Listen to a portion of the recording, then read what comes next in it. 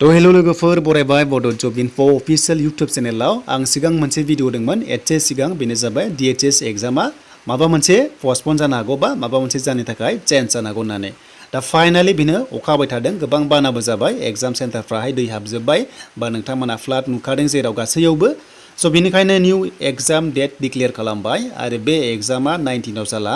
आरो बे एग्जामखौ हरनाय जाबाय 3 जुलाइआव अके 3 जुलाइआव हरनाय जाबाय जाय नोंथांमोना ग्रेड 4 आव एग्जाम लिरनो गोनांमोन 19 आवहाय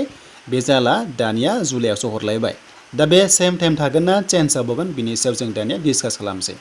स' बिनिफ्राय नोंथांमोनाथ' मिथिखाबाय जे अखा हाबाय थानो थाखाय नोंथांमोननि एग्जाम डेटआ चेन्ज जाबाय स' बिनिफ्राय एग्जामनि गासैबो टाइमा गासैबो सेम थागोन जे नोंथांमोननिया 1.5 घन्टा एग्जाम जागोन बिनिफ्राय सेन्टाराबो गासैबो सेम थागोन नोंथांमोना जास्ट गोदान एडमिटल' डाउनलड खालामनो हागोन स' बिनिफ्राय अफिशियेल साइटआव थाब माब्लाबा पाब्लिश खालामा माखासे हाइडेन नटिसा ओंखारग्रोयो आरो बे ससियेल मिडियायाव गोसारग्रोयो जेरै नोंथांमोना मोनदों जानांगौ स' बेनोमोन लेटेस्ट आपडेटआ भिडिअ होखांबासो माब्लाबा फिन आपडेट फैयो बेखायनो एसे लेट जायो आं आसा खालाम नोंथांमोना गाज्रि मोना माब्लाबा